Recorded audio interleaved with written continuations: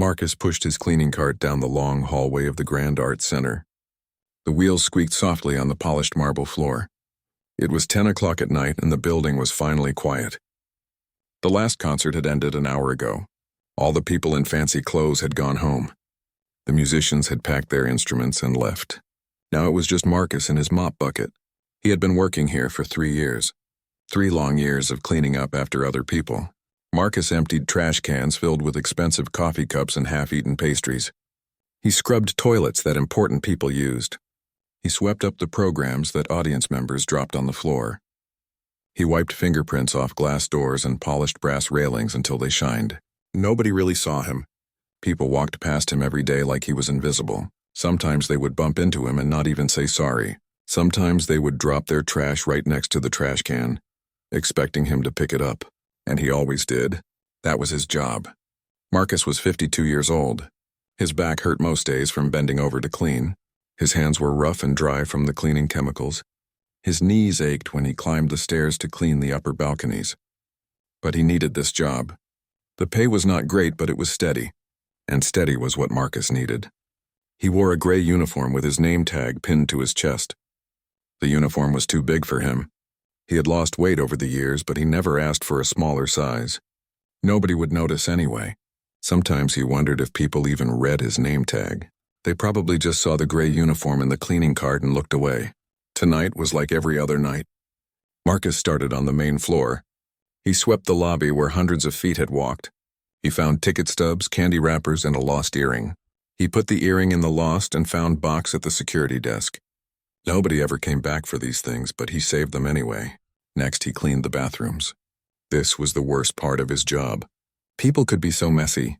He scrubbed sinks and toilets, refilled soap dispensers, and mopped the floors. He worked quickly and carefully. He took pride in his work, even if nobody noticed. After the bathrooms, Marcus moved to the rehearsal rooms. There were 5 of them on the 2nd floor. Musicians practiced here during the day. The rooms always smelled like old wood and something else he could not name. Maybe it was the smell of music itself, he sometimes thought. He picked up sheet music that had fallen on the floor. He could read music. Most people did not know that about him. He would glance at the notes as he picked them up. Sometimes he recognized the pieces. Mozart, Beethoven, Chopin, names from another lifetime. In one rehearsal room, someone had left a half-empty water bottle and an expensive-looking scarf. Marcus took the scarf to the lost and found. He threw away the water bottle. Rich people left expensive things behind like they meant nothing. Marcus could never understand that. He saw the same people every day, but they never saw him. There was the tall violinist with red hair who always wore perfume that made Marcus sneeze. There was the conductor who walked very fast and talked very loud. There was the young singer with the beautiful voice who cried in the hallway sometimes. Marcus wanted to ask if she was okay, but he never did. It was not his place. Sometimes the performers would be talking and laughing in the hallway. When Marcus needed to get past them with his cart, he would say, "Excuse me," very quietly. Sometimes they would move. Sometimes they would not even hear him. He would wait patiently until they noticed him or until he could squeeze past. One time, a famous pianist had dropped his wallet. Marcus found it and returned it to the security desk right away. The pianist never knew it was Marcus who found it. Nobody told him. Nobody thought it mattered. Marcus had learned to be invisible. It was easier that way. If people did not see you, they could not judge you. They could not ask questions. They could not know about your past or your dreams or the things you had lost. But being invisible was also lonely. Marcus ate his dinner alone in the basement break room. He brought food from home in a plastic container, usually rice and beans or leftover chicken. He ate while reading old newspapers that other workers left behind. Sometimes he would see reviews of the concerts that happened in the building where he worked. The reviewers used big words to describe the music. Words like transcendent and sublime and breathtaking. Marcus knew what those words meant. He had used words like that once in another life. But that was a long time ago. Now he was just a janitor. Just a man with a mop and a bucket. After his dinner break, Marcus cleaned the administrative offices. The people who worked in these offices during the day had nice desks and comfortable chairs. They had pictures of their families on their desks. They had certificates on the walls showing their degrees and awards. Marcus dusted around these things carefully. He sometimes looked at the papers on the desks.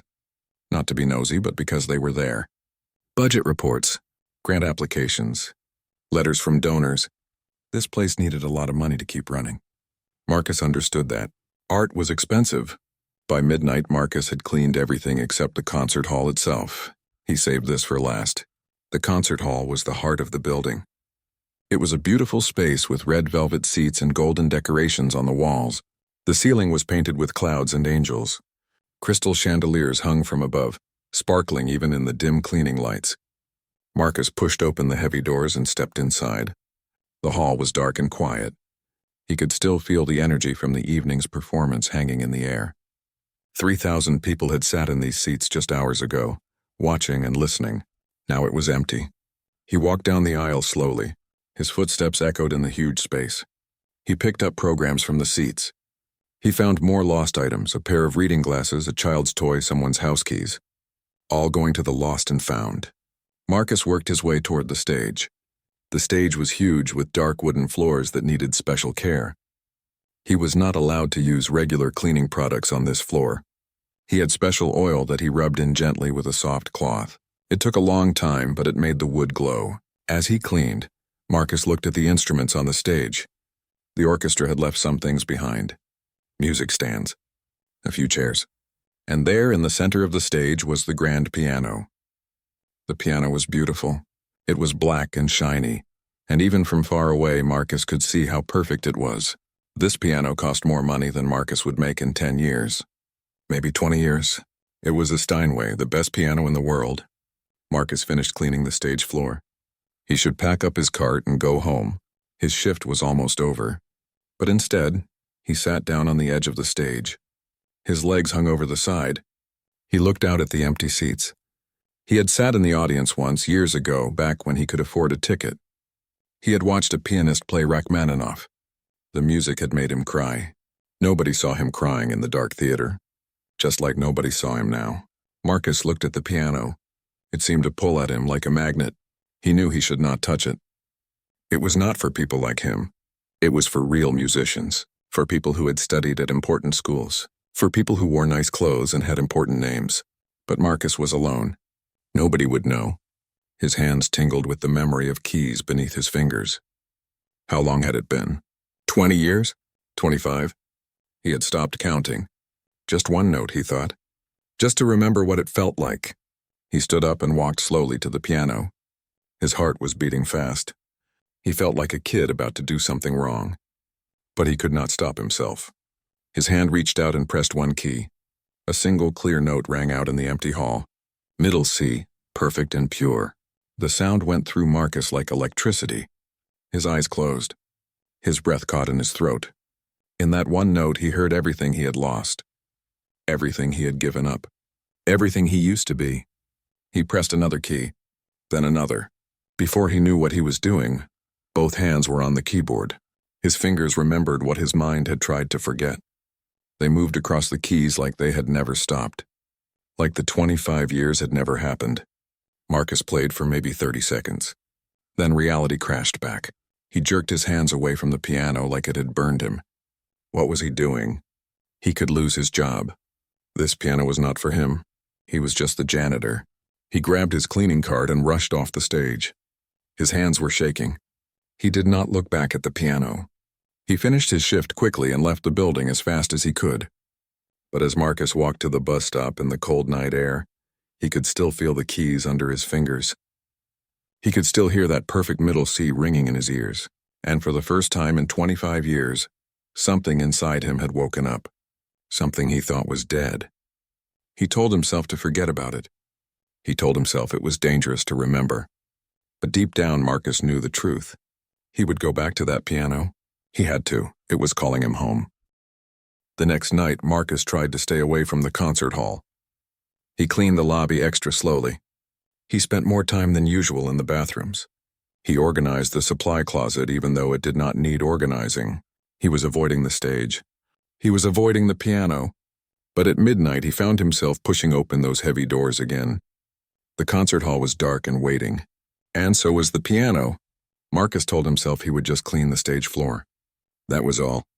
He would do his job and leave. He pulled his cart onto the stage and got down on his knees with his special cloth and oil. He rubbed the wooden floor in small circles, making it shine. But the whole time the piano was right there, just a few feet away. He could see it from the corner of his eye. Black and beautiful and full of music waiting to come out. When the floor was done, Marcus sat back on his heels. He looked at the piano. His chest felt tight. He had spent 25 years running away from music. 25 years telling himself that part of his life was over. But last night, when his fingers touched those keys, everything had come rushing back. Marcus remembered being 17 years old.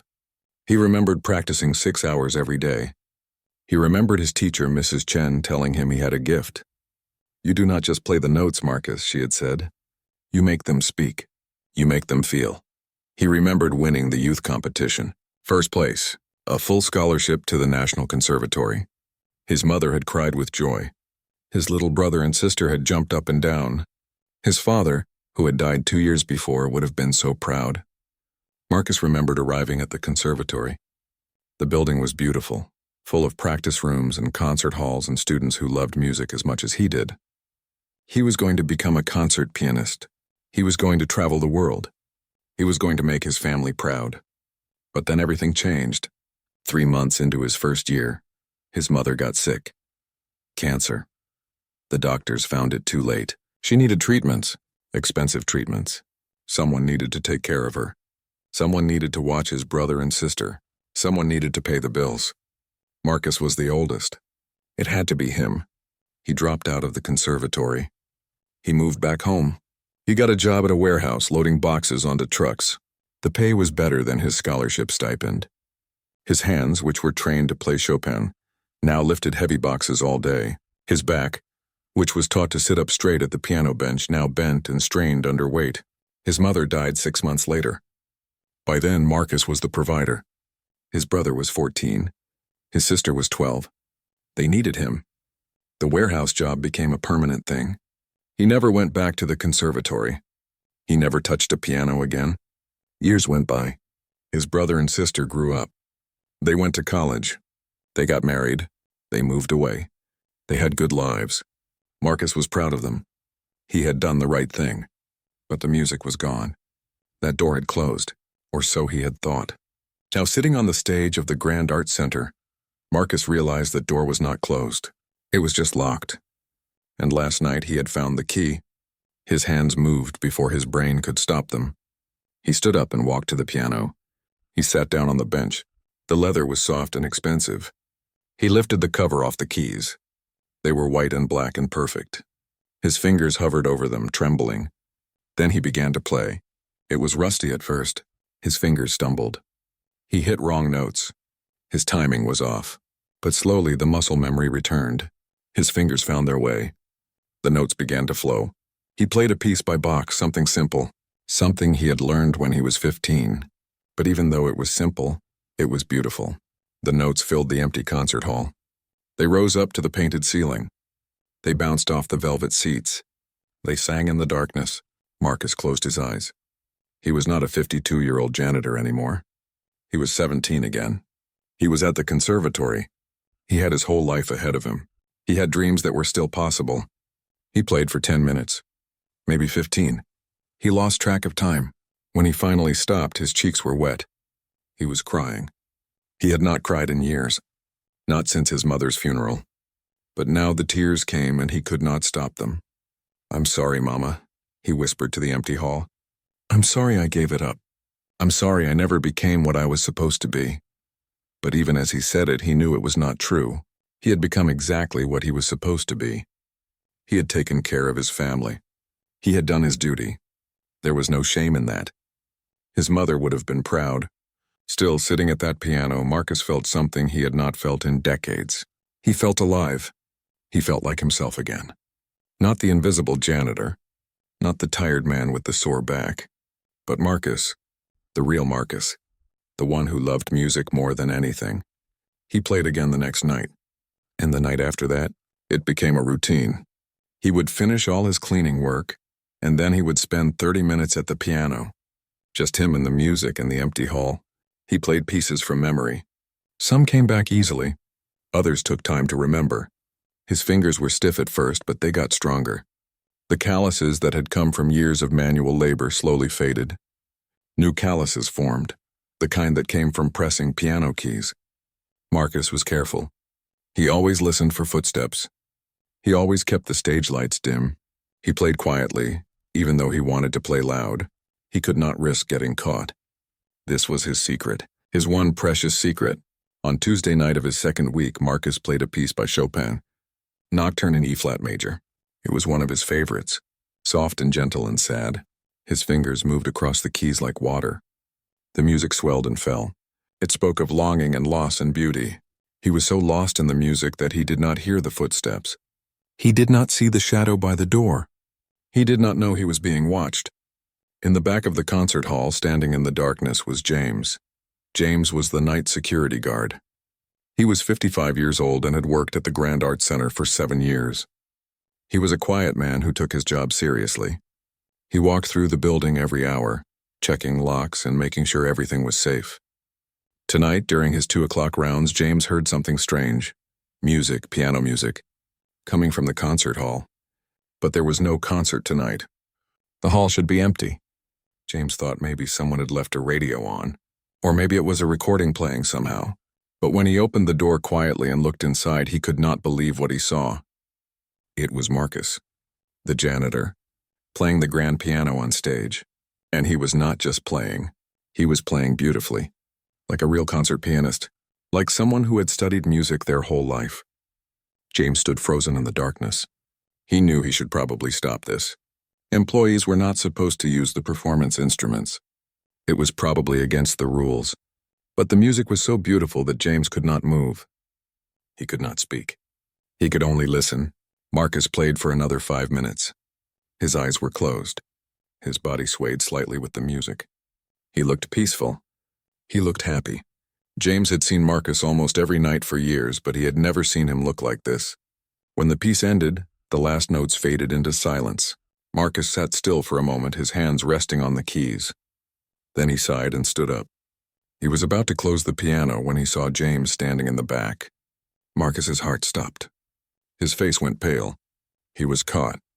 He was going to lose his job. Everything crashed down on him at once. "I'm sorry," Marcus said quickly. His voice echoed in the big space. "I'm so sorry. I know I should not touch it.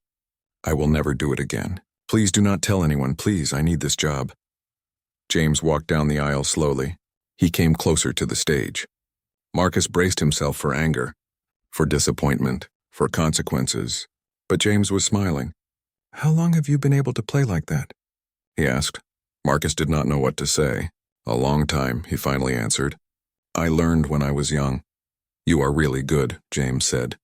"I mean really, really good. Like professional good." Marcus shook his head. "No, I am just a janitor. I should not have touched the piano. It will not happen again." James climbed up onto the stage. He looked at Marcus carefully. "Were you a professional musician before?" "No," Marcus said quietly. "I almost was. But life happened. I had to take care of my family." James nodded slowly. He understood. Life happened to everyone. Dreams got put aside for more important things. That was just how the world worked. "Can I ask you something?" James said. "Can you play something else? Just one more piece?" Marcus looked at him confused. "You want me to play more?" "Yeah," James said. "That was beautiful. I want to hear more." Marcus hesitated. This felt like a trick. But James seemed sincere. And Marcus wanted to play more. He wanted it so badly. "Okay," Marcus said. He sat back down at the piano. "Just one more." He played Beethoven this time. Moonlight Sonata, the first movement. Slow and haunting and full of emotion. His fingers moved across the keys with confidence now. The fear was gone. Someone was listening. Someone heard him. He was not invisible anymore. James sat in the front row, watching and listening. He pulled out his phone. Marcus did not notice. Marcus was lost in the music again. Lost in the notes. Lost in himself. James opened his camera and started recording. Just 30 seconds. Just enough to capture this moment. This impossible, beautiful moment of the janitor who could play like a master. James could not stop thinking about what he had seen. All through the next day as he tried to sleep in his apartment, the image of Marcus playing piano kept coming back to him. The way Marcus's fingers had moved across the keys, the way his whole body had seemed to glow with joy, the beauty of the music. James had worked security for many years. He had seen a lot of things, but he had never seen anything like this. A janitor who could play like a concert pianist. It was like finding out the mailman was secretly a famous painter, or the cook was actually a ballet dancer. That video he had recorded. It was only 30 seconds, but it was powerful. James watched it again and again on his phone. The sound quality was not perfect. The lighting was dim, but Marcus's talent was clear. Anyone who watched this video would know they were seeing something special. James had promised Marcus he would not tell anyone. He meant it. He was a man who kept his word. But he kept thinking about that promise. Was it right to keep this hidden? Marcus was working as a janitor, mopping floors when he could be doing something more, something better, something that matched his talent. James had a nephew named David. David was 23 years old and worked at a local news station. He was just starting out, doing small stories about lost pets and community events. He was always looking for something bigger, something that would get noticed. This could be David's big story. The janitor who played piano like a master. It was the kind of story that people loved. The kind that made you believe in second chances and hidden talents and dreams that never really die. But James had promised. For 3 days, James struggled with what to do. He saw Marcus every night during his rounds. Marcus would nod and say hello, and James would nod back. They did not talk about the piano. They did not talk about the music. It was like it had never happened. Except James knew it had happened. And he had proof on his phone. On Saturday morning, James was having coffee with his nephew David. They met at a diner downtown like they did every few weeks. David was talking about his job, complaining that he never got the good stories. "I am tired of reporting on bake sales and town council meetings," David said. "I want to do something that matters, something that people will actually care about." James listened and sipped his coffee. The video on his phone felt like it was burning a hole in his pocket. "What if I told you about an amazing story?" James said slowly. "Something really special. But I would need you to promise me something first." David leaned forward, interested. "What kind of story?" "Promise me first," James said. "Promise me you will handle it carefully. With respect. This is about a real person with real feelings, not just a story." "Okay, I promise," David said. "Now tell me." James pulled out his phone. He showed David the video. David watched, his eyes getting bigger. When it was over, he played it again. And again. "This is incredible," David said. "Who is this? Where is this?" "His name is Marcus. He works at the Grand Arts Center. He is a janitor there," James said. "But he used to study music. He gave it up to take care of his family." David's mind was already racing. This was perfect. This was exactly the kind of story that could go viral. The kind that news websites loved to share. The kind that made people cry and feel good about the world. "Can I meet him?" David asked. "Can I interview him?" James shook his head. "He does not want anyone to know. He is afraid of losing his job. He made me promise not to tell anyone." "But Uncle James, this is too good to hide," David said. "People need to see this. Marcus deserves recognition for his talent." "He does not want recognition," James said. "He just wants to play piano at night when no one is around. That is enough for him." David sat back in his seat. He understood what his uncle was saying. But he also knew what this video could do. Not just for David's career, but for Marcus. This could change Marcus's life. Give him opportunities he never thought he could have again. "What if we post it without using his full name?" David suggested. "Just his first name, just to get it out there. Let people see his talent." James thought about this. It was not exactly breaking his promise. He had said he would not tell anyone. But showing people anonymously was different. Maybe. "I do not know," James said. "It feels wrong." "Think about it, Uncle James," David said. "Marcus has this amazing gift. He should not have to hide it. Maybe if people see this, good things will happen for him. Maybe someone will offer him a chance to play music professionally again. Or maybe he will lose his job and hate me forever," James said. They argued about it for an hour. David kept pushing. James kept hesitating. Finally, they made a compromise. David would post the video, but only to his personal social media account, not the news station's account. Just a small post for his friends and family. Nothing big. Nothing that would blow up. "And we do not use his last name," James said firmly. And we do not say exactly where he works, just that he is a janitor at a performing arts center. Deal, David said. That night, David posted the video. He wrote a simple caption. This is Marcus. He is a janitor at a performing arts center, but listen to how he plays piano. Everyone has a story. Everyone has a gift. Watch until the end. David had about 500 friends on social media. He figured maybe 50 people would see it. Maybe 100 if he was lucky. He was very wrong. By the next morning, the video had been shared 200 times. By afternoon, it was up to 1,000 shares. People were commenting. This made me cry. We need to find this man. His talent is incredible. Someone give this man a record deal. A popular music blogger found the video and shared it on her page. She had 50,000 followers. From there, it exploded. News websites picked it up. The janitor who plays piano like a master. Hidden talent. Custodian secret revealed. You will not believe how this janitor plays piano. By Tuesday, the video had 3 million views. Marcus's face playing piano in that dim light was everywhere. On websites, on social media, on the news. People were trying to figure out who he was and where he worked. James had no idea what he had done. He was sleeping during the day like always when his phone started ringing. David, calling over and over. James finally answered. Uncle James, the video went viral, David said. His voice was excited and scared at the same time. It is everywhere. Everyone is talking about it.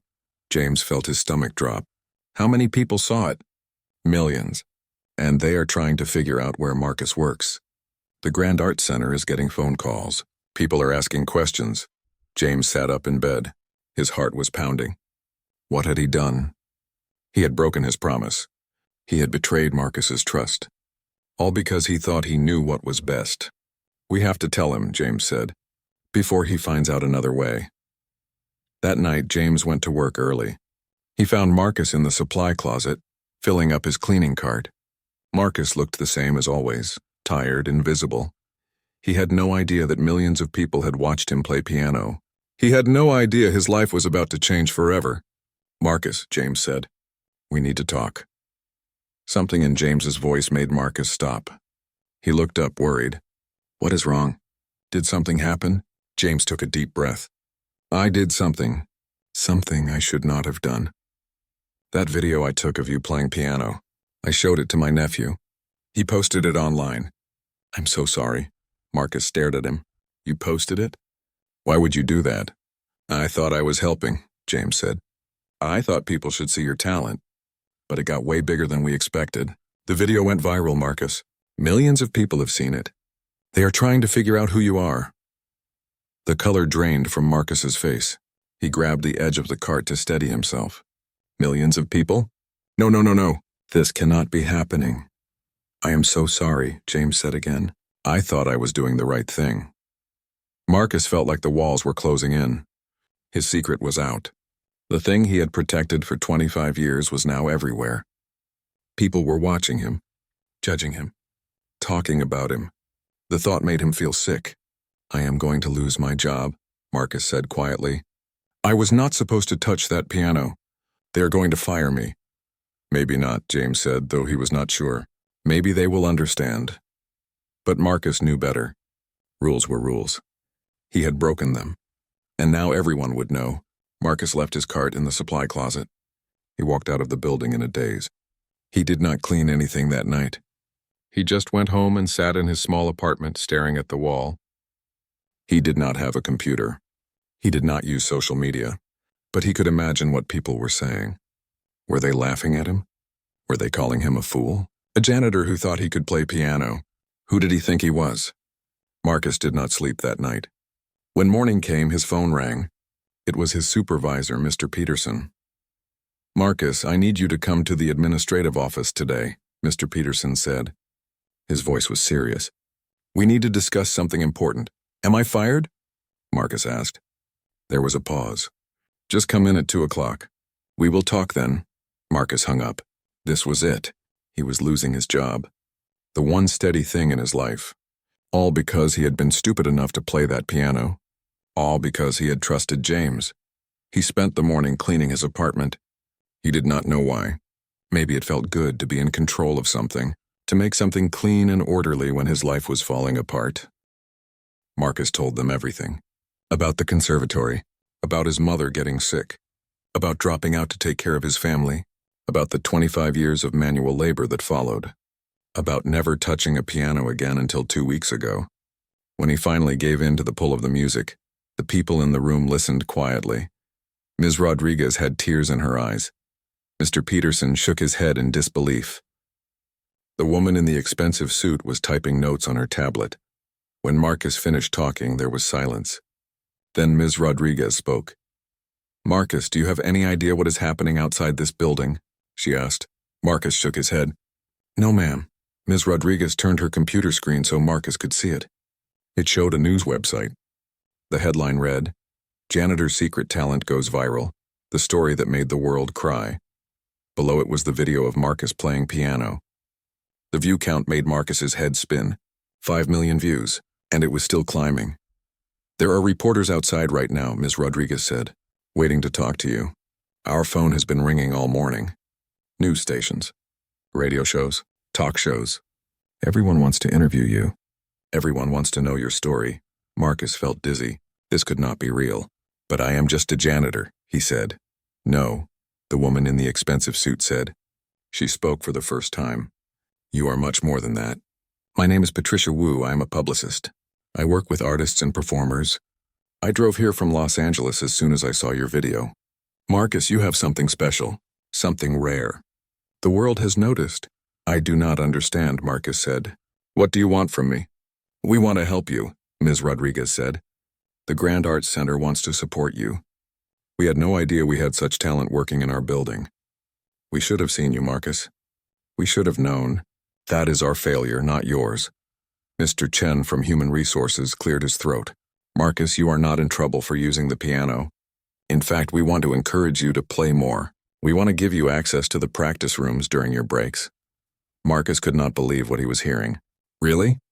"Really," Ms. Rodriguez said. "But there is something else we need to discuss. The publicity. This story is everywhere now. People are very interested in you. The question is, what do you want to do about it?" "I just want to keep my job," Marcus said. "I do not want publicity. I do not want attention." Patricia Wu leaned forward. "I understand this is overwhelming. But Marcus, this kind of moment does not come often. You have a gift. The world wants to see it. You could perform again. You could record music. You could inspire millions of people with your story." "I am 52 years old," Marcus said. "Nobody wants to hear an old janitor play piano." "You are wrong," Patricia said. She showed him her tablet. It was full of comments from people who had watched the video. Marcus read them, his eyes getting wider with each one. "This made me believe in second chances. I have not cried this hard in years. Thank you, Marcus. My father gave up his dreams to support our family too. This video reminded me to thank him. Everyone should watch this. Real talent, real heart, real life. I showed this to my daughter. I told her it is never too late to follow your dreams." There were thousands of comments, tens of thousands, people from all over the world, all touched by 30 seconds of Marcus playing piano in a dark concert hall. Marcus's hands were shaking as he read. These people did not know him, but they understood him. They saw him. For the first time in 25 years, Marcus was not invisible. "There is a benefit concert here next month," Ms. Rodriguez said, "a fundraiser for our scholarship program. We want to invite you to perform. Just one piece, 5 minutes. We think it would be powerful. We think people would love to see you play in person." Marcus felt panic rising in his chest. "I cannot do that. I have not performed in front of people in 25 years. I will mess up. I will embarrass myself." "Or," Patricia Wu said gently, "you will be amazing. You will show people that dreams do not have to die, that it is never too late, that ordinary people can do extraordinary things." Marcus wanted to say no. Every part of him wanted to run away from this. But he thought about those comments. Those people who saw his video and felt something, who believed in something, who needed hope. "Can I think about it?" Marcus asked. "Of course," Ms. Rodriguez said. "Take all the time you need.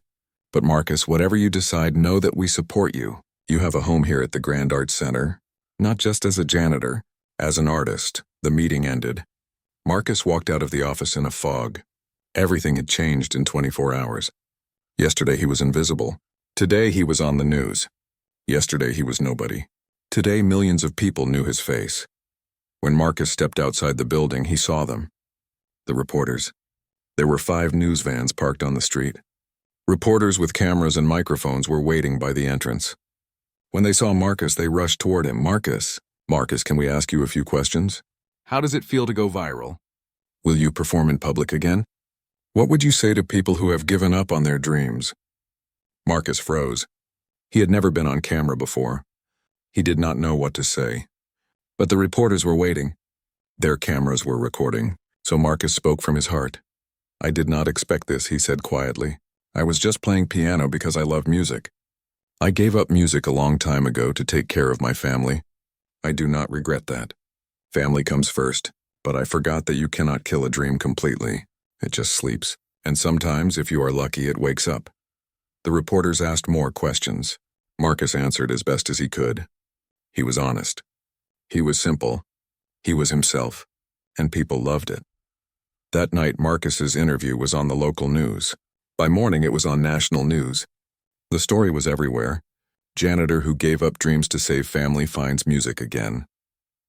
Viral piano star says it is never too late. Marcus's phone started ringing. Numbers he did not recognize. He was too scared to answer at first. But then he saw a familiar area code. It was his brother calling from across the country. Marcus, I saw you on the news. His brother shouted. He sounded so excited. Why did you never tell us you were playing piano again? I did not think it mattered, Marcus said. Did not matter? Marcus, you were amazing. You gave up so much for me and Lisa. You gave up your dreams, and we never even thanked you properly. Marcus's throat felt tight. You do not have to thank me. I did what any older brother would do. No, his brother said. Most people would not have done what you did.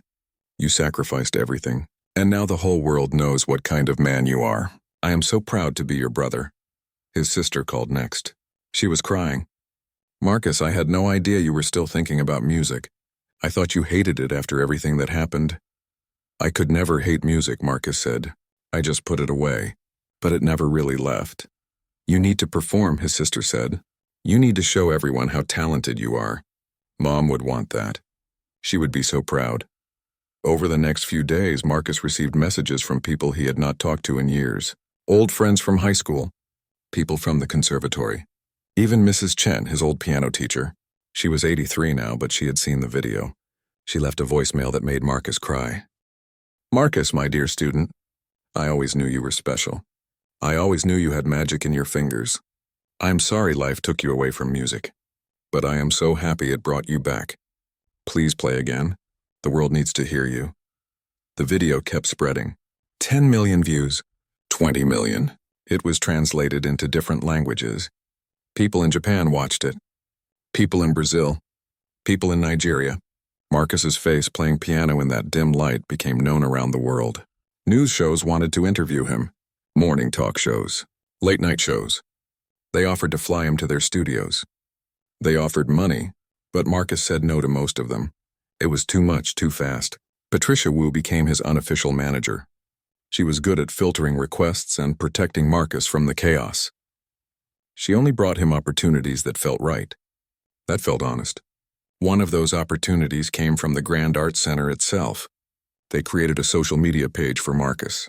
Patricia helped him post videos talking about his story, about his mother, about the importance of family, about how dreams can survive even when life gets hard. People responded. They shared their own stories. About dreams they had given up, about sacrifices they had made, about talents they had hidden. Marcus read every comment. He tried to respond to as many as he could. One comment stuck with him. It was from a woman named Sarah.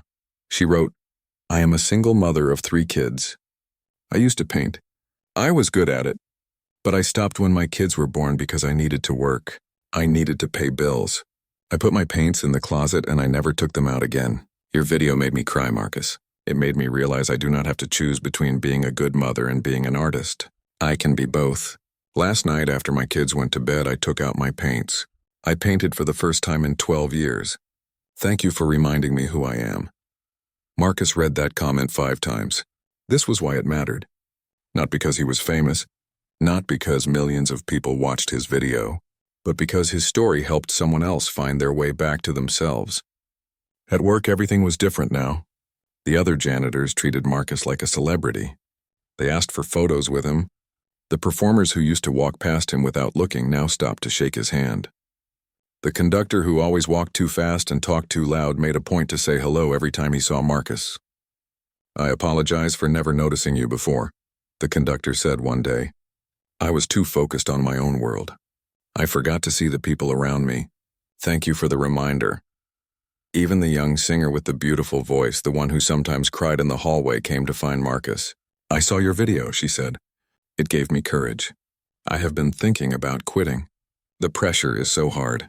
The competition is so tough. But you reminded me why I started, why I love music. Thank you." Marcus still cleaned floors. He still emptied trash cans. He still did his job. But now people saw him while he did it. They said good morning.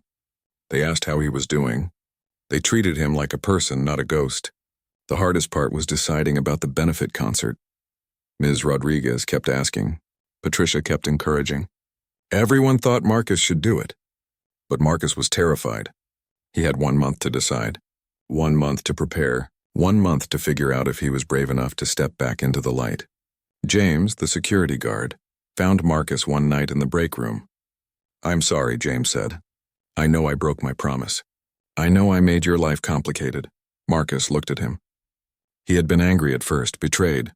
But now, after seeing what happened, he understood. "You gave me back something I thought I had lost forever," Marcus said. "You gave me back myself. I do not know if that's a good thing or a scary thing. But it is something." "Thank you, James." James smiled, relieved.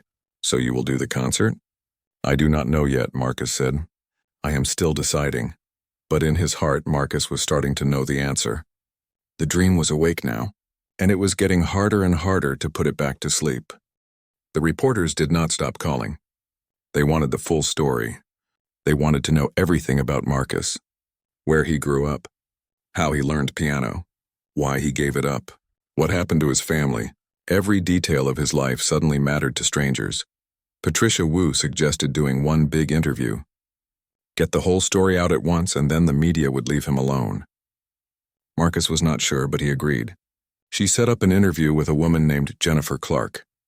Jennifer worked for a national magazine that told human interest stories. She was known for being respectful and kind. They met at a coffee shop near Marcus's apartment. Jennifer was in her 40s with glasses and a warm smile. She had a notebook and a recording device, but she put them aside at first. "Before we start officially," Jennifer said, "I want you to know something. I saw your video," I cried. "My mother gave up her career to raise me and my brothers. She never complained, but I always wondered if she was happy. Your story helped me understand her better. So thank you." Marcus relaxed a little. This was not just a reporter looking for a story. This was a human being who understood. "Okay," Marcus said. "What do you want to know?" Jennifer turned on her recorder and opened her notebook. "Let us start at the beginning. When did you first start playing piano?" Marcus thought back. "I was 7 years old. My elementary school had an old piano in the music room. One day during recess, I snuck inside and pressed the keys. I had never heard anything so beautiful. The music teacher, Mr. Williams, found me. I thought I was in trouble, but instead he offered to teach me. Did your parents play music?" Jennifer asked. "No," Marcus said. "My father worked construction. My mother cleaned houses. We did not have much money. But when Mr. Williams told them I had talent, they found a way to rent a keyboard. It was small and the sound was not great, but it was mine. I practiced every day." Marcus talked about those early years, how music became his world, how he would listen to recordings from the library and try to copy them, how his fingers learned to move faster and faster across the keys, how other kids were outside playing sports, but Marcus was inside playing Beethoven. "Were you lonely?" Jennifer asked. "Sometimes," Marcus admitted. "But music was my friend. It spoke to me in a way people did not. When I played, I did not feel lonely. I felt complete."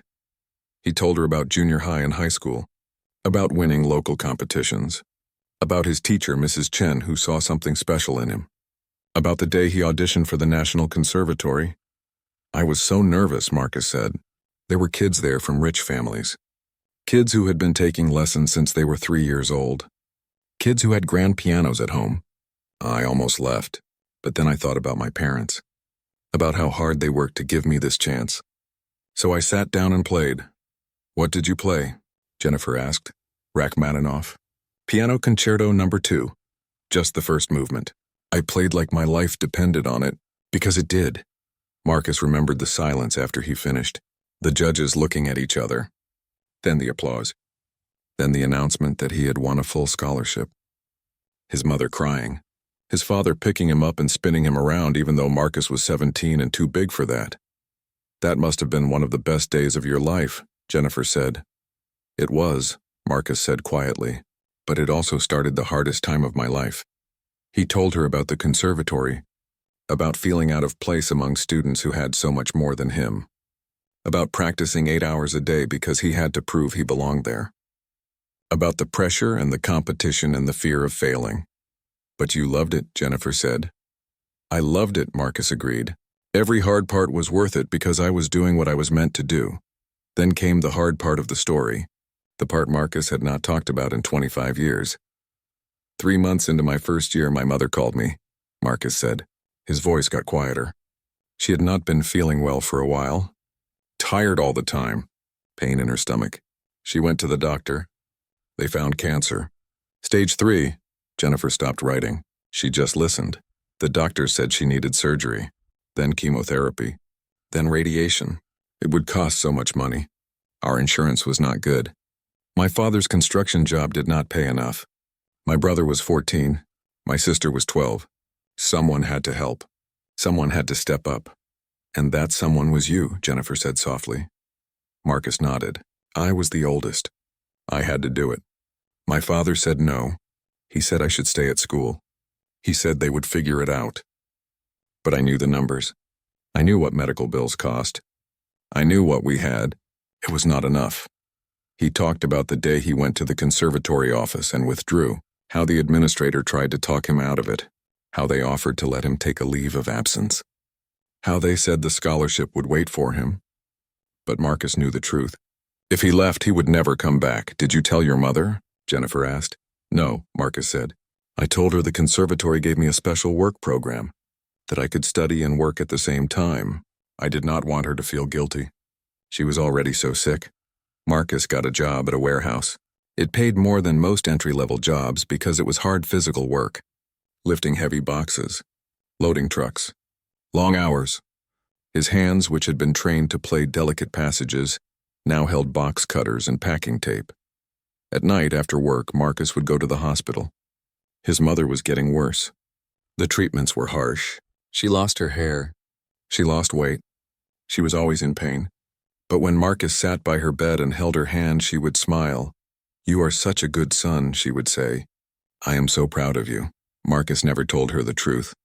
He never told her what he had given up. He just smiled and said everything was fine. Did she survive? Jennifer asked, though she already knew the answer from her research. No, Marcus said. She died 6 months later. The cancer spread too fast. All that treatment, all that money, all that pain, and it did not save her. Marcus was quiet for a moment. Jennifer did not push. She just waited. After she died, I thought maybe I could go back to the conservatory, Marcus continued. But my father was broken. He could not work. He just sat in his chair and stared at nothing. My brother and sister needed someone to take care of them, someone to make sure they ate and did their homework and got to school. That someone was me. So Marcus kept working at the warehouse. He became the parent, the provider, the adult. At 19 years old, he put aside his own life to build a life for his siblings. Did you ever touch a piano during those years? Jennifer asked. No, Marcus said. It hurt too much. Every time I saw a piano, I remembered what I lost, what I gave up. So I avoided them. I avoided music completely. I worked and I cooked and I cleaned and I made sure my brother and sister had what they needed. Music was from another life, a life that was over. Years went by. Marcus's brother graduated high school and got a scholarship to college. His sister did the same. They both did well. They got good jobs. They got married. They had kids. They built happy lives. Do they know what you sacrificed for them? Jennifer asked. They know some, Marcus said, but I never made them feel bad about it. I never wanted them to feel guilty. They were kids. It was not their fault our mother got sick. It was not their fault we were poor. I just did what needed to be done. By the time his siblings were grown, Marcus was 35 years old. He had been working manual labor for 16 years. His back hurt. His hands were rough. He had no degree. No special skills except for the one he had buried so deep he could barely remember it.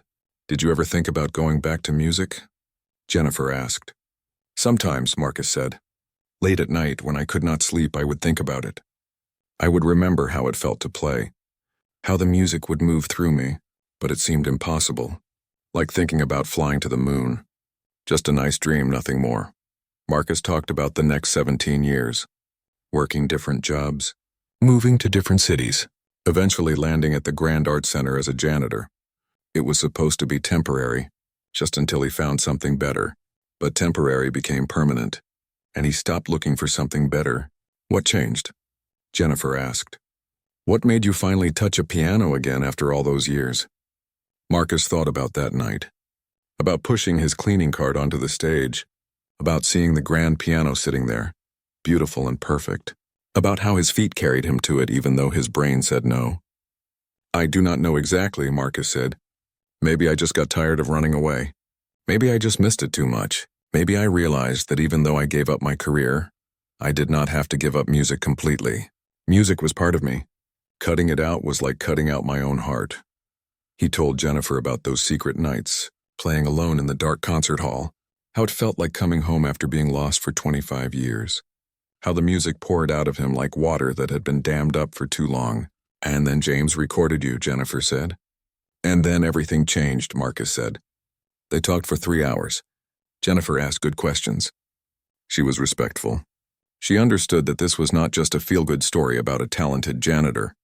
This was a story about sacrifice and loss and the things we give up for love. This was a story about dreams that do not die, they just wait.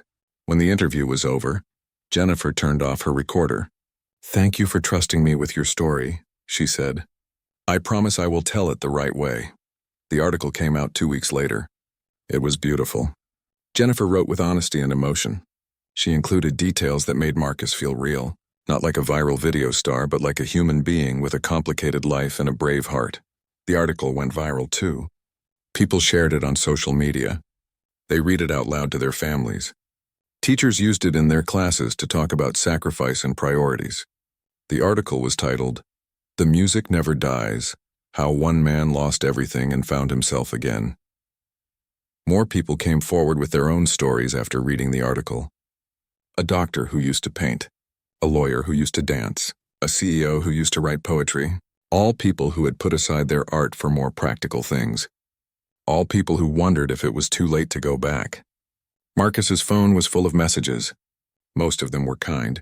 Some were from people who said he was their hero. Some were from people who said he inspired them. Some were just from people who wanted to say thank you. But there was one message that meant more than all the others. It was from Mrs. Chen, his old piano teacher. She was very old now, but her mind was still sharp. She wrote, "Dear Marcus, I always wondered what happened to you. I called the conservatory several times asking about my star student, but they told me you had withdrawn. I was heartbroken. I thought you had given up on music because you did not love it enough. Now I know the truth. You gave it up because you loved your family more. That makes you the best kind of person. But Marcus, please listen to this old woman. Your mother would not want you to keep hiding your gift. She would want you to play. She would want the world to hear you. Please do not waste any more time. You have already given up 25 years. Do not give up one more day. Come see me. Let us play together again. Let us bring the music back to life." Marcus read that message and cried. Mrs. Chen was right.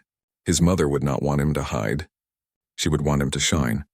She had been so proud of his talent. She had believed in him so much. Giving up music had not honored her sacrifice. It had wasted it. For the first time, Marcus started to believe that maybe, just maybe, it was not too late. Maybe he could be both things. A man who took care of his family and a man who played piano. Maybe the two did not have to be separate. Maybe the music had been waiting for him all along. Maybe it was time to stop running and start playing. The next day, Marcus called Mrs. Chen. Her voice was older, shakier, but still warm. Marcus, my dear student. I knew you would call. They met at her house on Saturday afternoon. Mrs. Chen lived in a small apartment filled with books and sheet music. In her living room sat an old upright piano, the same piano where Marcus had taken lessons as a teenager. It is still here, Marcus said, touching the keys gently. I never got rid of it, Mrs. Chen said. She was 83 now, moving slowly with a cane. But her eyes were bright. This piano was waiting for you to come back. They sat together on the bench, like they had 30 years ago. Mrs. Chen asked Marcus to play something, anything.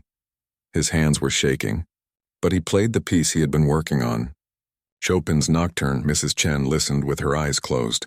When he finished, she was quiet for a long moment. Then she said, Your technique is rough. You are out of practice. Your timing is off in some places.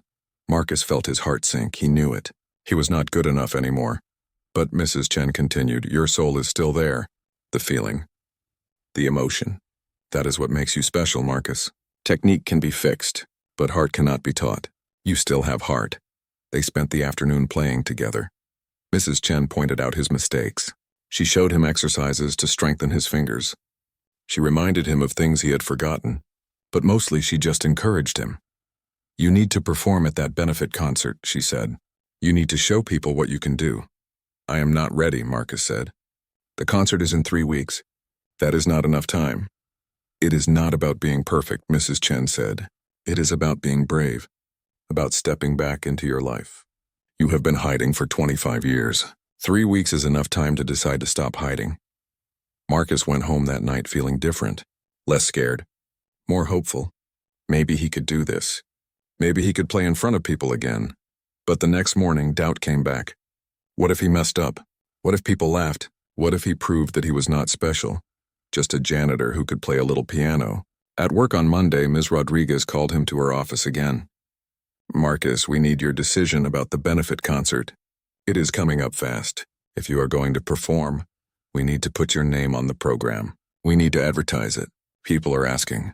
I do not know if I can do it, Marcus said honestly. Ms. Rodriguez nodded. I understand it is scary.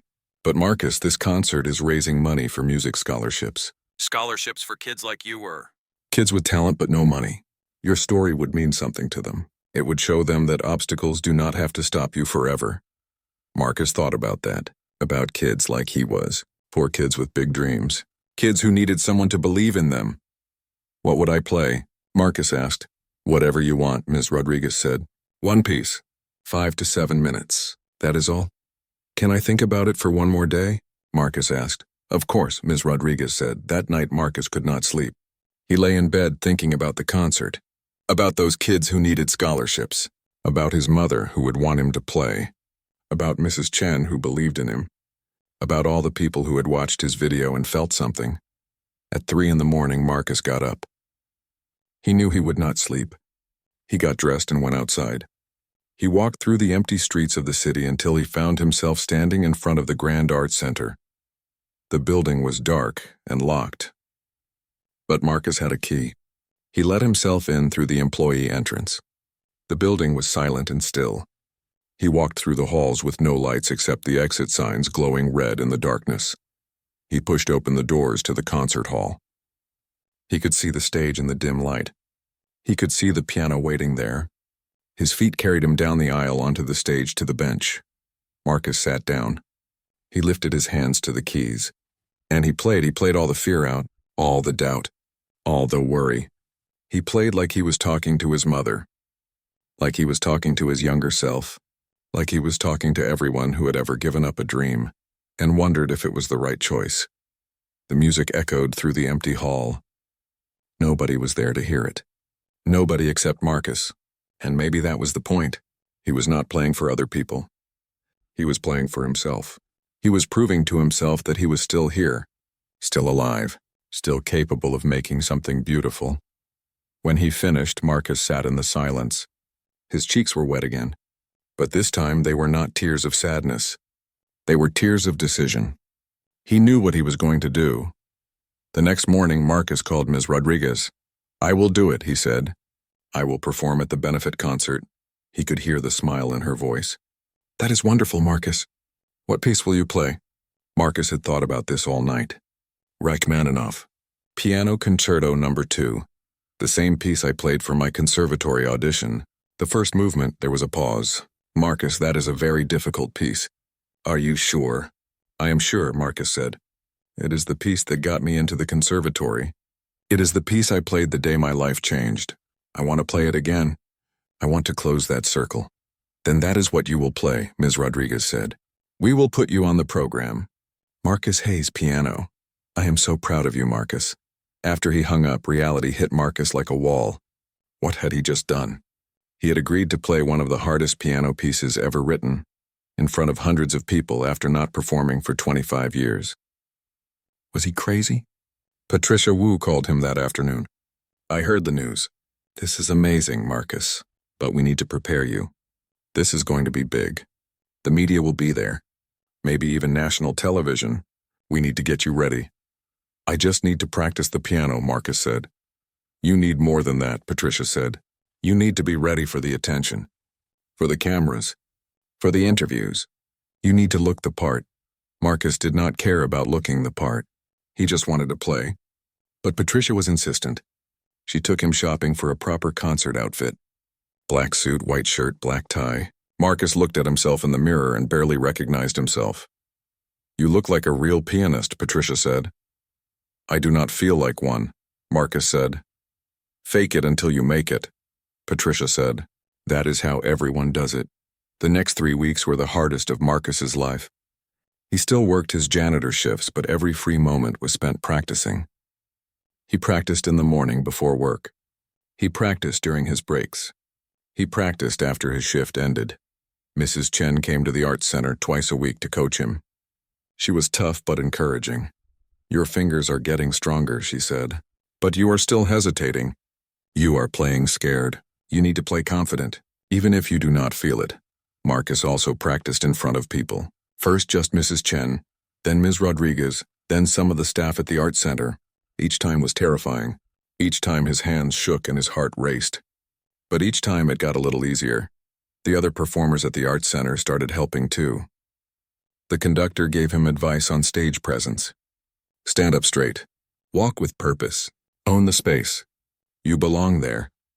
The young singer with the beautiful voice told him, everyone is nervous before they perform. Even professionals. The trick is to use that nervous energy. Let it fuel your performance instead of stopping you. Even the violinist with the red hair who used to walk past him without looking, stopped to encourage him. I saw your video. You have a gift, Marcus. Do not be afraid to share it. But despite all the encouragement, Marcus was afraid. As the concert date got closer, he slept less. He barely ate. His mind kept imagining all the ways he could fail. What if he forgot the notes? What if his fingers froze? What if he embarrassed himself in front of everyone? 1 week before the concert, Marcus had a breakdown. He was practicing alone in the concert hall when his fingers suddenly stopped working. He could not remember the next section. His mind went blank. He tried again. Same thing. The music just disappeared from his brain. Marcus put his head in his hands. He could not do this. He was not ready.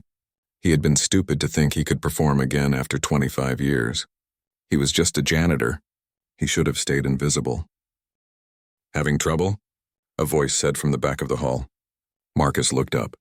An elderly woman was walking down the aisle. She was tiny and elegant with white hair pulled back in a bun. She moved slowly but gracefully. Marcus did not recognize her. I am sorry, Marcus said. The hall is closed right now. I know, the woman said. She came closer and Marcus could see her face better. She looked familiar somehow.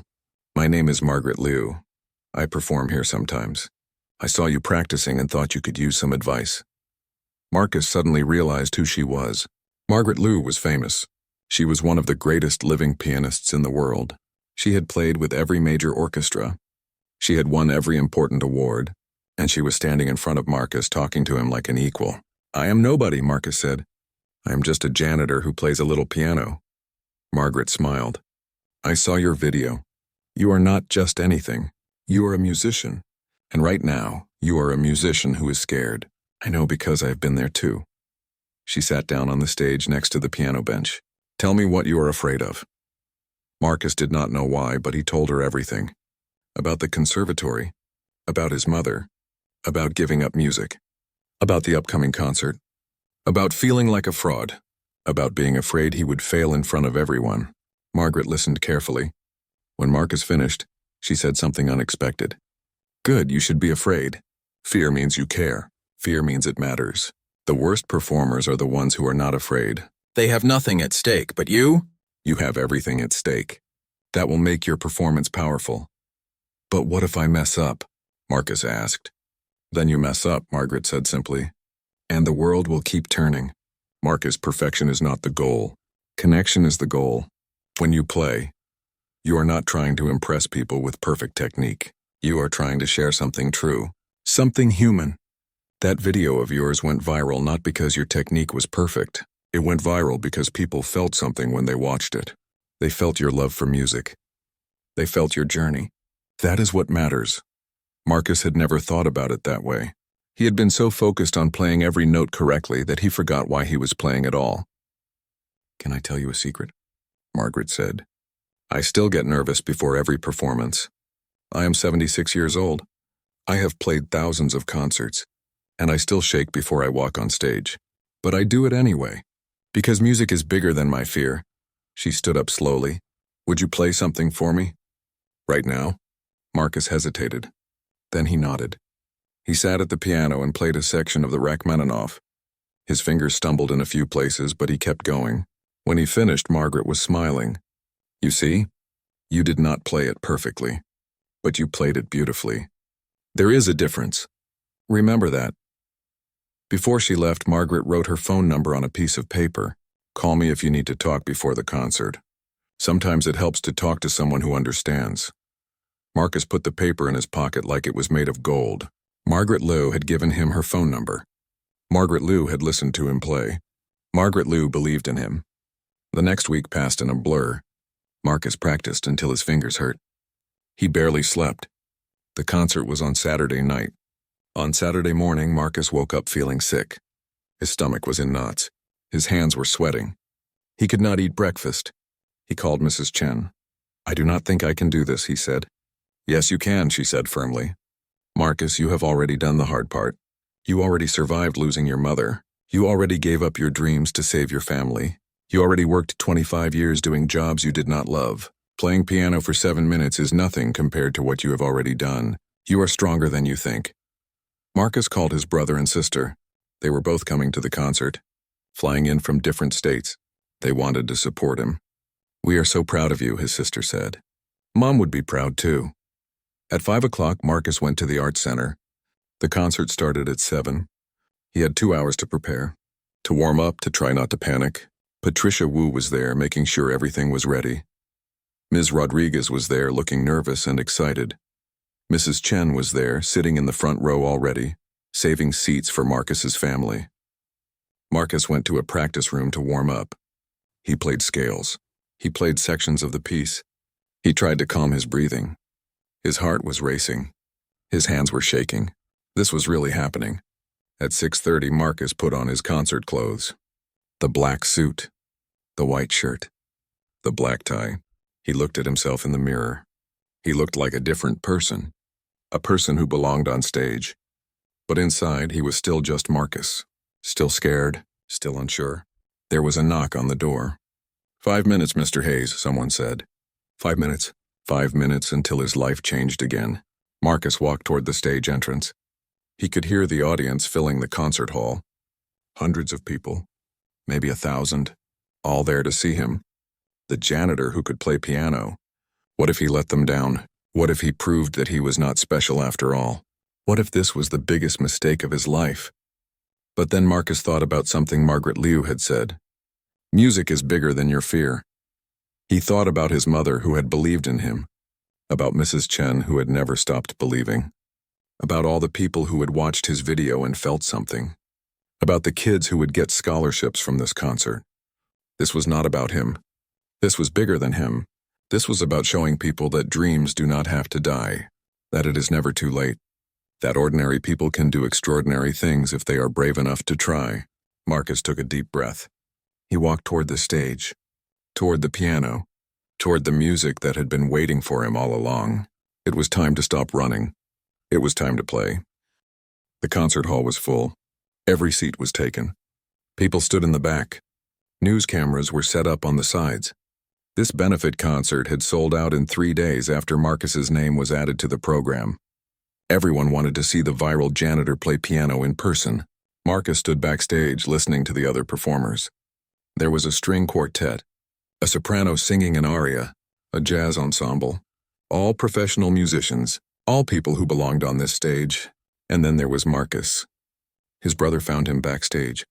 "Hey," he said, pulling Marcus into a hug. "You look terrified." "I am terrified," Marcus admitted. "Good," his brother said. "That means you care. Marcus, I need to tell you something. I never thanked you properly for what you did for me and Lisa. You gave up everything so we could have normal lives. You were 19 years old. You should have been living your own life, but you took care of us instead. This is your moment. This is your time. We are all here to support you the way you supported us." Marcus's sister appeared. She was crying before she even hugged him. "I cannot believe you are doing this. I cannot believe we get to see you perform. Mom would have loved this." "I wish she could be here," Marcus said. "She is here," his sister said, touching Marcus's chest over his heart. "She is always here." The program director came backstage. "Mr. Hayes, you are up next. Are you ready?" No, he was not ready. He would never be ready. But he nodded anyway. Marcus walked to the stage entrance. He could hear Ms. Rodriguez on stage talking to the audience, introducing him, telling his story. He heard words like sacrifice and dedication and inspiration. He heard applause building. They were clapping for him before he even played a note. "Please welcome Marcus Hayes," Ms. Rodriguez said. This was it. Marcus stepped onto the stage. The lights were bright. The audience was dark. He could not see individual faces, just a sea of people, all watching him, all waiting. Marcus walked to the piano. His legs felt weak. His hands were shaking so much he had to clasp them together. He sat on the bench. He adjusted it slightly. He looked at the keys. Black and white, familiar and terrifying. The hall was completely silent. 1,000 people not making a sound, all their attention on him. Marcus could hear his own heartbeat pounding in his ears. He put his hands on the keys. They were cold, or maybe his hands were hot. He could not tell. He took a breath. Then another. He thought about his mother, about Mrs. Chen, about Margaret Liu saying music is bigger than your fear. Marcus began to play. The first notes of Rachmaninoff's Piano Concerto No. 2 came out soft and gentle. Marcus's fingers found their way. The muscle memory was there. The music was there. It had always been there, waiting. But Marcus was still tight, still nervous. He could feel his shoulders tense. He could hear himself rushing some of the passages. His technique was not perfect. His timing was off. He was playing scared. Then something happened. About 1 minute into the piece, Marcus closed his eyes. And suddenly he was not in the concert hall anymore. He was 17 again. He was at his conservatory audition. His mother was in the audience, healthy and smiling. His father was there too, proud and strong. His whole life was ahead of him. Anything was possible. The music changed. It opened up. Marcus stopped playing scared and started playing free. His body relaxed. His fingers flew across the keys with confidence. The notes poured out of him like water that had been dammed up for 25 years. This was why he loved music. This feeling, this connection between his soul and his hands and the piano and the air and everyone listening. This was home. This was who he really was. The piece built and swelled. Soft passages that whispered, loud passages that thundered. Marcus played with his whole body. His shoulders moved. His back swayed. His face showed every emotion the music carried. Pain, joy, loss, hope. Everything he had felt for 25 years came out through his fingers. In the audience, people were crying. Mrs. Chen in the front row had tears streaming down her face. Marcus's brother and sister were holding hands, both crying. Ms. Rodriguez had her hand over her mouth, overwhelmed. Even the professional musicians in the audience were moved. They recognized what they were seeing. Not perfect technique, but perfect truth. Patricia Wu was recording on her phone, but she kept having to wipe her eyes to see the screen. The news cameras kept rolling. This was the story they had come for. The janitor playing like his life depended on it. Because in a way it did. Marcus reached the climax of the piece. The hardest section, the part he had been most worried about. His fingers raced across the keys. Fast and furious and powerful. He hit one wrong note, then recovered. Kept going. Another wrong note. Kept going. The mistakes did not matter. The music was bigger than the mistakes. And then the ending. The final notes. Soft again, gentle, resolving, coming home. Marcus played the last chord and let it ring out. Let it fade into silence. Let it disappear into the air. He took his hands off the keys. He opened his eyes. He sat very still, almost afraid to move. The hall was silent. For a moment, Marcus thought he had failed, that it had been terrible, that everyone was too shocked to react. Then the applause started. Not polite applause. Not golf claps. But real applause, thunder, everyone standing up. Everyone clapping as hard as they could. Some people were crying. Some were shouting. The noise filled the concert hall like a wave. Marcus stood up slowly. He was shaking. His legs barely held him. He bowed like Mrs. Chen had taught him when he was a teenager. The applause got louder. People were not stopping. They were not sitting down. They just kept clapping. Marcus looked out at the audience. He could see faces now. His brother and sister in the front row crying and clapping. Mrs. Chen next to them smiling so big. Ms. Rodriguez standing in the side aisle clapping with her hands over her head. And there, near the back, he saw Margaret Liu. The famous pianist had come to watch him. She was standing and clapping too, nodding at him with approval. Marcus bowed again. The applause continued. He did not know what else to do, so he just stood there letting it wash over him. All these people, all this support, all this love for him, for his story, for his courage. Finally, after what felt like forever, Marcus walked off stage. His legs were shaking so bad he almost fell. Someone caught his arm. It was James, the security guard, the one who had started all of this. "You did it," James said. "You really did it." Marcus could not speak. He was too overwhelmed, too emotional. Everything he had been holding in for 25 years came pouring out. He sat down on a chair backstage and put his face in his hands and sobbed. Not sad tears, not even happy tears, just release. The door that had been locked for 25 years was finally open. People came backstage. His brother and sister hugged him. Mrs. Chen held his face in her old hands and said, "I am so proud of you." Ms. Rodriguez thanked him for being part of the concert. Patricia Wu was already fielding calls and messages from people who wanted to interview him. But the person Marcus most wanted to see was Margaret Liu. She appeared backstage, moving slowly with her cane. "That was brave," she said simply. "You made mistakes. Your technique was not perfect, but you told the truth. That is what great music does. It tells the truth." "Thank you for the advice," Marcus said. "It helped." "You helped." "We musicians need to help each other," Margaret said. "Because the world needs music now more than ever. Promise me you will keep playing. Not just sometimes. Not just in secret, but really playing. The world needs to hear you. I promise," Marcus said. And he meant it. The rest of the concert continued, but Marcus barely watched. He was too exhausted, too full of emotion. He sat in the backstage area, slowly coming down from the adrenaline high. When the concert ended, Ms. Rodriguez came to find him. "Marcus, there are a lot of reporters outside who want to talk to you. Are you up for it?" Marcus thought about saying no, but then he remembered what this was all about. The scholarships. The kids who needed help. If talking to reporters raised more money for them, then he would do it. "Yes," Marcus said. "I will talk to them." He went outside. The cameras and microphones were everywhere. Reporters shouting questions. Marcus felt overwhelmed again, but Patricia Wu stepped in, organizing everything. She picked 3 reporters for quick interviews. They asked the expected questions. How did it feel? Was he nervous? What is next for him? Marcus answered honestly. He was nervous. It was terrifying. He did not know what was next. He was just happy he did it. One reporter asked, "Do you have any advice for people who gave up their dreams?" Marcus thought carefully before answering. "I do not know if I have advice. I just know my own story. I gave up music because I had to.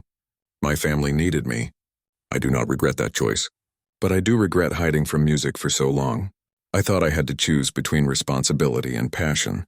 between taking care of others and taking care of myself, but maybe you can do both. Maybe dreams do not have to die. They can just sleep for a while, and when the time is right, they can wake up again. That quote went viral too. News websites used it as their headline. Dreams can wake up again. Viral janitor inspires millions. People shared it on social media. Teachers put it on their classroom walls.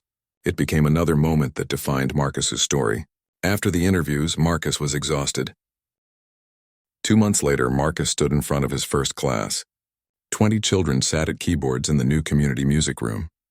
The Grand Arts Center had converted an old storage space into a bright classroom with donated instruments. The kids ranged from age 7 to 15. Some had never touched a piano before. Some had a little experience. All of them came from families who could not afford private lessons. Marcus looked at their faces. He saw himself in every single one of them. Kids with dreams bigger than their circumstances. Kids who loved music but had no way to learn it properly. Kids who needed someone to believe in them. "Hi everyone," Marcus said. "My name is Marcus. I am going to be your piano teacher." A small girl in the front row raised her hand. "Are you the famous janitor from the video?" Marcus smiled. "Yes, that is me. But I am not famous. I am just a regular person who loves music. Just like you." "But you are on TV," a boy said. "My mom showed me." "You are famous, maybe a little famous," Marcus admitted. "But that is not why we are here. We are here to learn music. To get better. To work hard. Music is not about being famous. It is about expressing yourself. About feeling something and sharing it with others. Does that make sense?" Some kids nodded. Some looked confused. That was okay. They would understand eventually. Marcus started with the basics. How to sit at the piano. How to position your hands. How to read simple notes. He was patient and encouraging. When kids made mistakes, he did not criticize. He just showed them how to fix it. One boy, about 10 years old, was struggling. He kept hitting wrong keys and getting frustrated. "I cannot do it," he said, his eyes filling with tears. Marcus knelt down next to him. "What is your name?" "David," the boy said. "David, can I tell you something? When I was your age, I struggled too. I made mistakes all the time. But my teacher told me something important. She said mistakes are how we learn. Every time you hit a wrong key, your brain learns what not to do. That is progress. So do not be afraid of mistakes. They are your teachers." David looked at Marcus with wide eyes. "Really?" "Really," Marcus said. "Now try again. And if you mess up, that is okay. Just keep going." David tried again. He still made mistakes, but this time he did not cry. He just kept playing. When he finally got through the simple melody, he smiled so big. Marcus smiled too. This was why he was here. Teaching gave Marcus something he had not expected. Purpose. For 25 years, he had just been surviving. Going to work.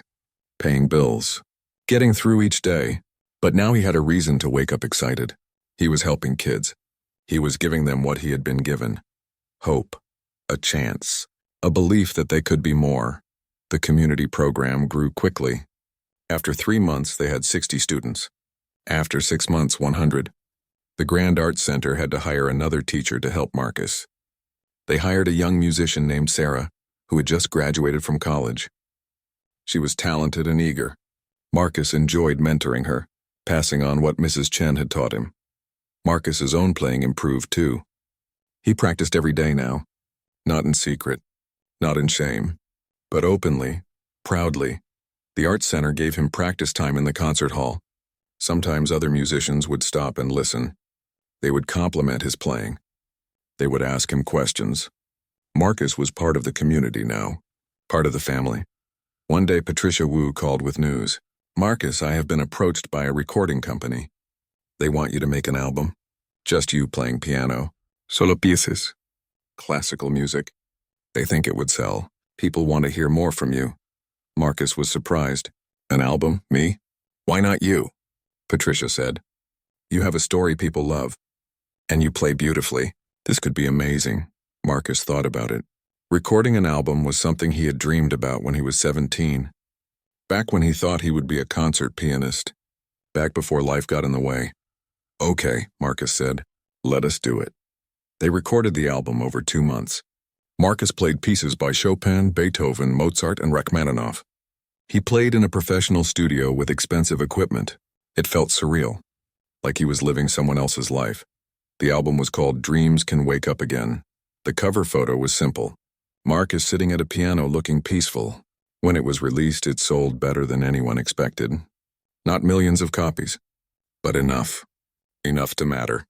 Enough to prove that people cared about his music, not just his story. Marcus started getting invitations to perform. Small concerts at community centers, church performances, college recitals. He said yes to some, no to others. He was careful not to let performing take over his life. His students came first. Teaching came first. He would not make the same mistake twice. He would not let music become more important than people. 1 year after the viral video, Marcus gave a talk at a local high school. The school had invited him to speak to students about following your dreams. Marcus stood in front of 300 teenagers and told his story. About the conservatory, about his mother, about giving up music, about finding it again. I am not here to tell you that following your dreams is easy, Marcus said. Sometimes life makes you choose. Sometimes you have to do what is right instead of what you want. I do not regret taking care of my family. That was the right choice. But I do regret hiding from music for so long. I thought I had to give it up completely. I thought it was all or nothing. But that was wrong. You can have both. Responsibility and passion, duty and dreams. It is not easy, but it is possible. A girl raised her hand. What if you gave up your dream and then you are too old to get it back? What if it is too late? Marcus smiled. I was 52 when I started playing again. I am 53 now. If I had waited 1 more year, I would be 54. Then 55. The years pass whether we chase our dreams or not. So the question is not if you are too old. The question is, do you want to spend the rest of your life wondering what could have been, or do you want to spend it trying? The students clapped. Some came up afterward to talk to Marcus, to tell him their own stories. About things they loved but were afraid to pursue. About pressure from parents or society. About feeling like they had to choose between practical careers and passionate ones. Marcus listened to each one. He gave what advice he could, but mostly he just listened, just saw them, just reminded them they were not invisible. That night Marcus got home late. His apartment was still small, still simple. He had been offered bigger places, better places, but he did not need them. He was comfortable here. Besides, most of his money went to helping his students, buying instruments for kids who could not afford them, paying for sheet music, setting up a small scholarship fund. Marcus made himself dinner. Rice and beans, like always. He ate while reading messages on his phone. Students sending him videos of themselves practicing. Parents thanking him for believing in their kids. Other people from around the world sharing how his story had inspired them.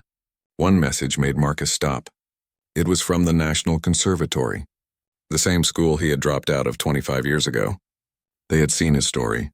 They wanted to honor him with a special alumni award for perseverance, for dedication to music, for inspiring others.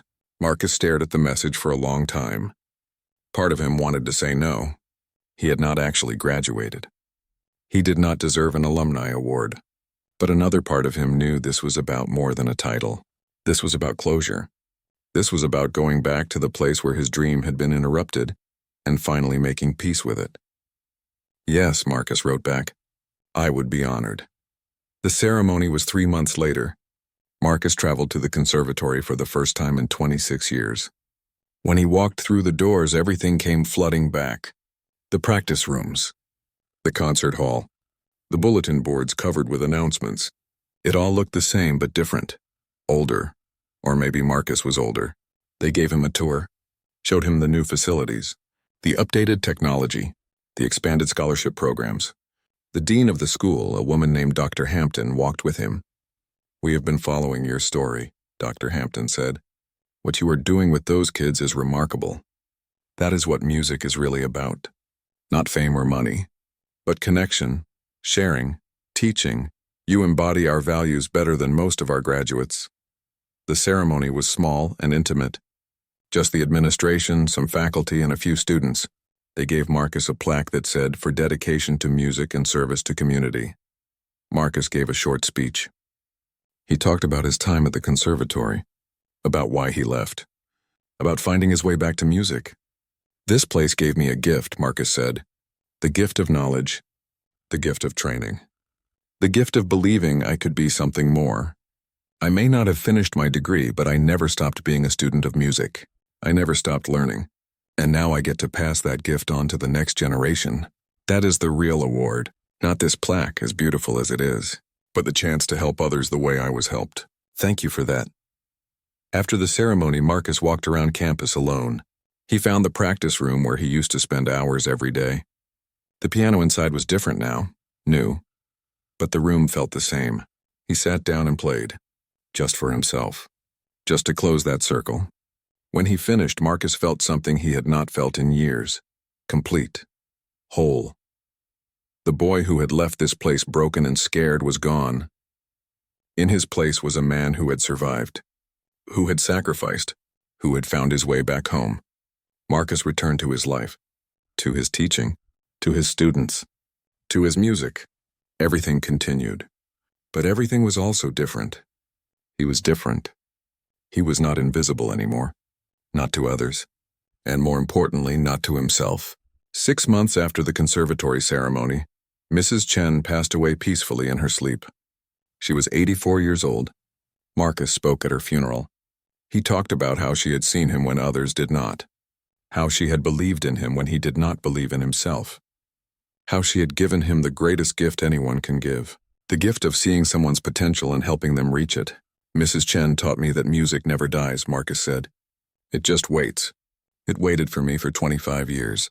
And when I was finally ready, it welcomed me back like I had never left. That is the power of music. That is the power of good teachers. They plant seeds that grow even in the dark, even when you think nothing is growing. Mrs. Chen planted a seed in me when I was young. It took decades to bloom, but it finally did. And I will spend the rest of my life planting seeds in others. That is how we honor our teachers. Not by being perfect, but by passing on what they gave us." Marcus continued teaching. His program grew. Some of his first students were now good enough to perform in recitals. He was so proud of them, especially David, the boy who had cried that first day.